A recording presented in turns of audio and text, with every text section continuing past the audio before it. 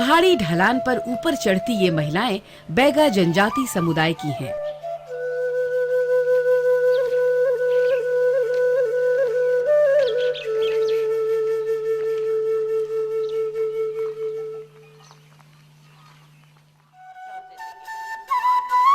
बैगा समुदाय मध्य प्रदेश की आदिम जनजातियों में से एक है, जिसका सघन निवास डिंडोरी जिले के बैगाचक क्षेत्र में पाया जाता है।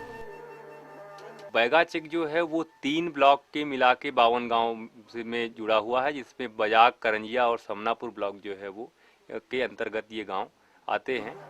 और ये बैगा बाहुल्य क्षेत्र है। यहाँ बैगा मुख्य रूप से बैगा जनजाति की जो सबसे पिछड़ी जनजाति मानी जाती है वो यहाँ निवास करते हैं, और उनके साथ फिर गोंड और अन्य जनजाति के लोग भी एक साथ रह के और अपना जीवन यापन यहाँ पे करते हैं।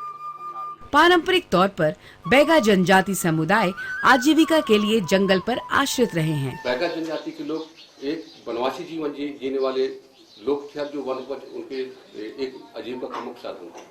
यहाँ तक देखे कि चार, चिरौंजी, लाख, गोंद, तीखुर और भी जो कंदमूल वगैरह होते थे, तो उनको केवल शुक्रवार को वहाँ बाजार लगता था और नमक के बदले में उनको दिया जाता था। आसपास के जंगल नष्ट हुए और आजीविका के संसाधन भी कम होते चले गए।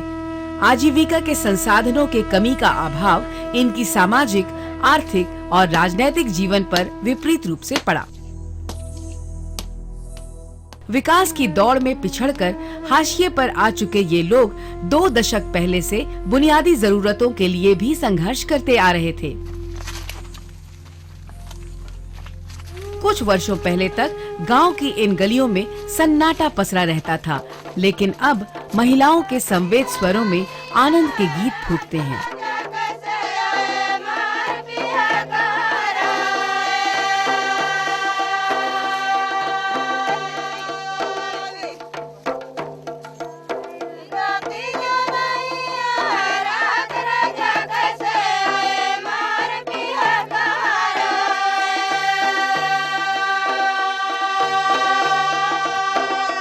आनंद के इस गीत के पीछे का आधार है आजीविका की आत्मनिर्भरता।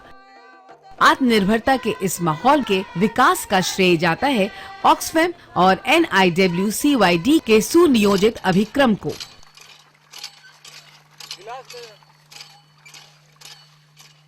विगत 1 दशक से ऑक्सफैम की सहायता से NIWCYD डिंडोरी जिले के 24 गांवों में बैगा एवं गोंड जनजातियों के बीच आजीविका की समस्या पर कार्य कर रहा है।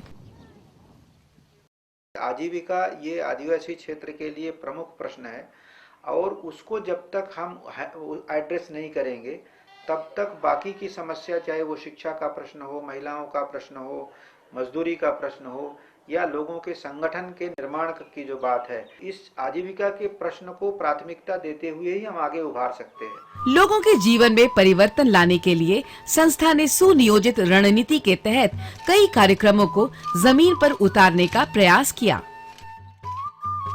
जन संगठन निर्माण एवं क्षमता वर्धन, भूमि संवर्धन एवं जल संग्रहण, ग्राम सभा सशक्तिकरण, स्वयं सहायता समूह व आर्थिक गतिविधियां, महिला सशक्तिकरण, सरकार के साथ एडवोकेसी।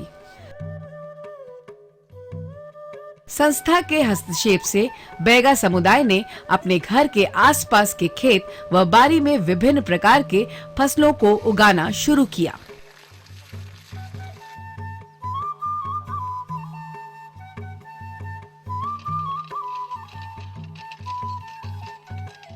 आदिवासी क्षेत्र में जो 4 से 5 महीने के लिए अनाज होता था, वो उस क्षेत्र में इंटरवेंशन के आधार पर 8 से 9 महीने 10 महीने तक जो है वो आजीविका उन परिवारों की सुरक्षित हुई।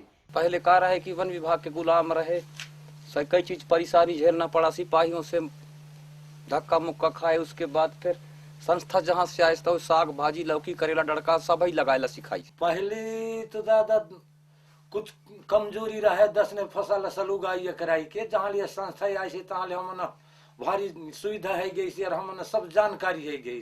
साग भाजी फिर धान कोदो कुटकी उगाई के नवा तौर तरीका आई गई से।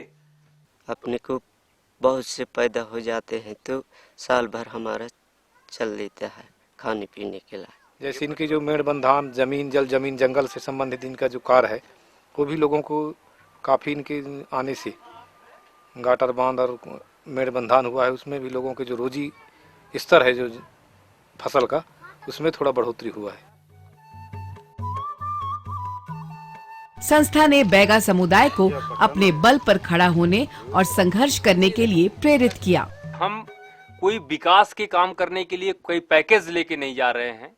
हम इस क्षेत्र की समस्या को देखेंगे, सीखेंगे और उसको सीख के उसके साथ आगे बढ़ेंगे, उस कम्युनिटी के साथ जिनकी ये समस्याएं हैं, और उनको इतना स्ट्रांग करेंगे और उनको इतना ताकतवर करेंगे कि वो आगे चल के अपनी समस्याओं के समाधान के लिए खुद से प्रयासरत हो। गांव समुदाय को बीज व अनाज की उपलब्धता के क्षेत्र में आत्मनिर्भर बनाने के लिए संस्था ने गांव में ही बीज व अनाज कोष की नींव डाली।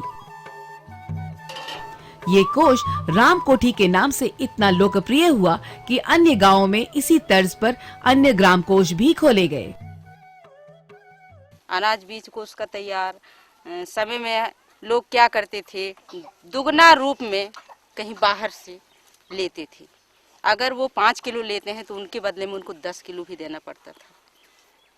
तो अपने ही गांव में वो अनाज बीज कोष का तैयार की शुरुआत की और शुरुआत करके सवाई के रूप में, जैसे 5 किलो या 1 कूड़े बोलते हैं यहाँ पर, तो 1 कूड़े लेते हैं तो उसकी जगह में 1.25 कूड़े देते हैं गांव में ही, और उसको एकत्र करके एक घर में कोठियों में उसको रखते हैं। स्वभाव से घुमक्कड़ बैगा समुदाय को कृषि से जोड़ने के लिए संस्था ने जमीन सुधार, तालाब व पैडल पंप की अवधारणा को मूर्त रूप दिया।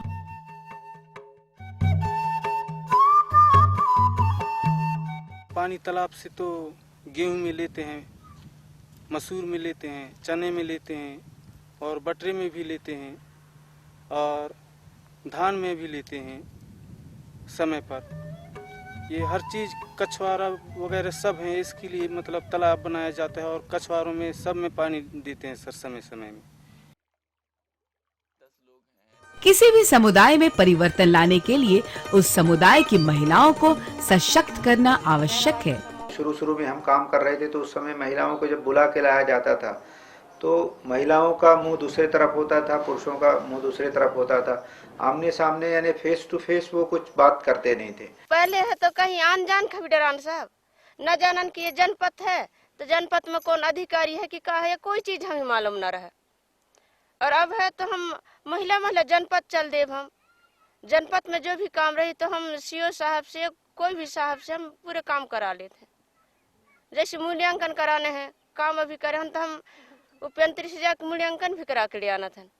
पंचायत में चले गए हम चेक ले आना, चेक ला के हम बैंक में जमा कर देते। अब हर काम कर लेते साहब।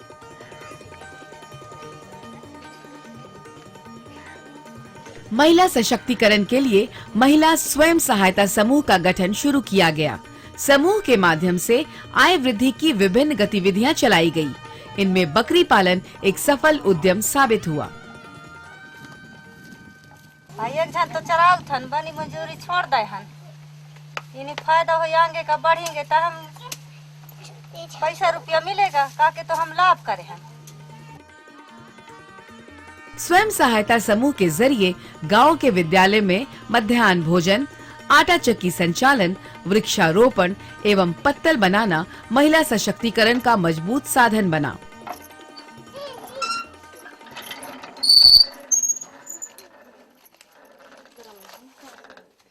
पहले पैसा हमारे पास नहीं थी सर, तो हम लोग सेठ के पास जाते रहे, फिर ये पास में चांदपुर है वहाँ जाते रहे तो हम लोग 100 रुपये लाते रहे, उसके 100 रुपये की 10 रुपये ब्याज देते रहे। और अभी है हम समूह बना के कुछ पैसा है हमारे पास तो समूह से पैसा उठाते हैं तो हम 3 रुपये सैकड़ा कर लिए, तो ये फायदा मिला है हमको। तो वो पैसा से हम सलाह से कर्जा उखावा मदद कर लेते हैं, उखावा खेत बाड़ी में भी काम कर लेते हैं। पहले हमारा मतलब कोई बोलने का अधिकार नहीं था, अब संगठन बनने के कारण आगे बढ़ेंगे तो अपने भविष्य को सुधारेंगे।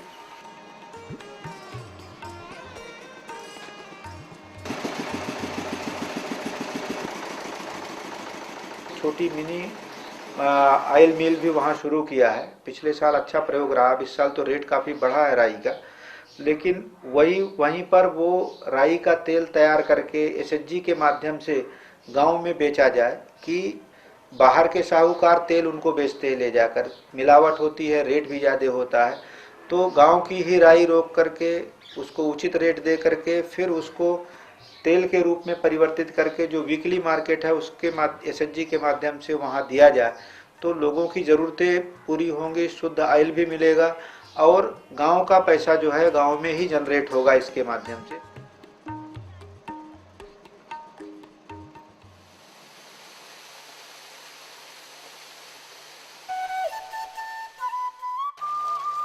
आजीविका की समस्या के स्थायी समाधान के लिए संस्था ने वर्ष 2006 में हाइड्रोलिक रैम की स्थापना की।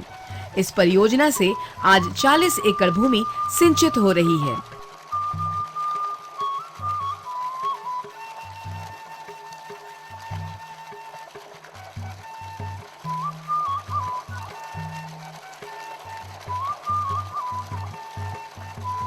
सभी के खेतों में पानी समान रूप से पहुंचे, इसके लिए पानी व्यवस्थापन समिति का गठन हुआ है।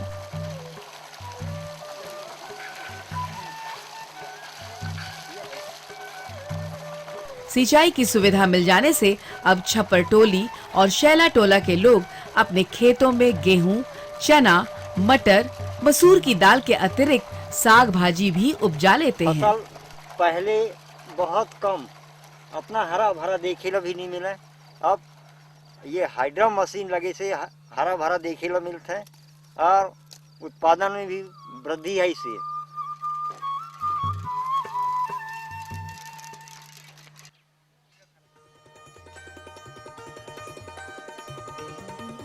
संस्था ने हॉर्टिकल्चर के क्षेत्र में उपयोगी वृक्षों का प्लांटेशन का प्रयोग शुरू किया।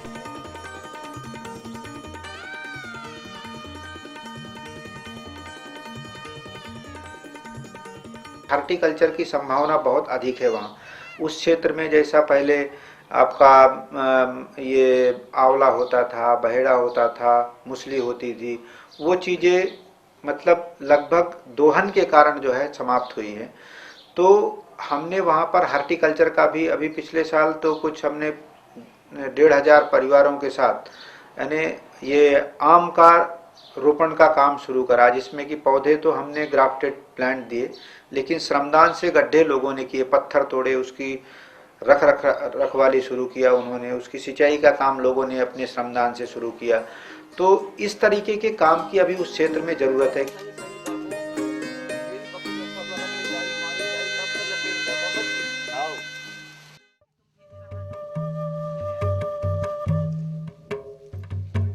संस्था के साथ लगातार संपर्क में रहने के कारण अब बैगा समुदाय के स्त्री पुरुष जागरूक हो चुके हैं। इतने जागरूक कि वन भूमि पर अपना अधिकार लेने की लड़ाई वे खुद लड़ने के लिए तैयार हैं। वर्ष 2003 में 14 परिवार में से 11 परिवारों को वन भूमि में जमीन का पट्टा मिल चुका है। सिंघौली गांव में 60 परिवारों को पट्टा दिलाने का संघर्ष जारी है। जमीन पर काम जब शुरू हुआ, लोगों की प्रोडक्टिविटी बढ़ी, तो लोगों ने मांग शुरू की कि जमीन का पट्टा मिले। जिन पट्टों का नवीनीकरण फॉरेस्ट एरिया में नहीं हुआ था उसका नवीनीकरण होना चाहिए। तो इन सब चीजों पे भी परिणाम हुआ कि जो पट्टे का नवीनीकरण हुआ। विकास का कार्य स्वतः चलता रहे, इसके लिए 2003 में स्वैच्छिक कार्यकर्ताओं को तैयार करने की योजना शुरू की गई। इन कार्यकर्ताओं को ग्राम दूत का नाम दिया गया। गांव में शांति स्थापित करने, सरकार की योजनाओं को गांव तक पहुंचाने और लोगों को प्रेरित करने के लिए एक युवक तैयार हो, जो गांव की दिशा निर्देश तैयार करे और गांव को अच्छे रास्ते में जाने के लिए प्रेरित करे। पंचायतें, प्रशासन और राजनीतिक पार्टियां, इनके ऊपर दबाव बढ़ेगा तो फिर गांव की जो जरूरतें हैं या गांव के आधार पर जो काम होना, क्योंकि सरकार के तरफ तो योजनाएं काफ़ी है, पैसा भी काफ़ी है, कानून भी है, लेकिन चूंकि गांव के अंदर आज कोई भी इस तरीके की प्रश्न नहीं कर रहा है, सरकार के ऊपर कोई दबाव गांव के अंदर से नहीं आ रहा, जो वोट दे रहा है उसके तरफ से कोई दबाव सरकार के ऊपर नहीं आ रहा, तो इस मुहिम को हम आगे ले जाने की कोशिश कर रहे हैं। बैगाचक में NIWCYT ऑक्सफैम की सहायता से आजीविका के समस्या के समाधान के लिए जो कार्यक्रम चलाए गए हैं, उसका सकारात्मक प्रभाव गांव में दिखाई देने लगा है। बहुत अच्छा लग रहा है हमको।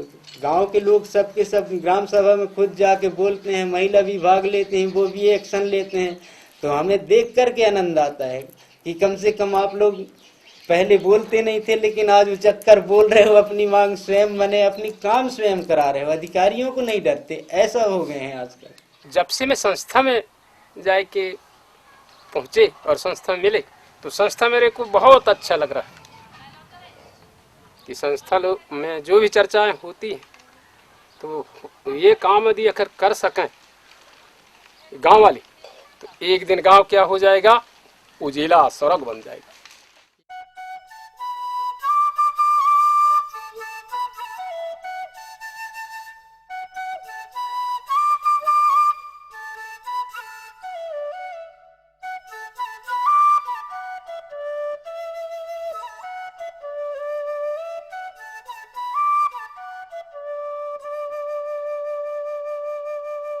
आजीविका की आत्मनिर्भरता के कारण अब लोग संगठित हो रहे हैं और वो दिन अब दूर नहीं जब आसपास के पिछड़े क्षेत्र में भी बैगाचक की सफलता की कहानी दोहराई जाएगी।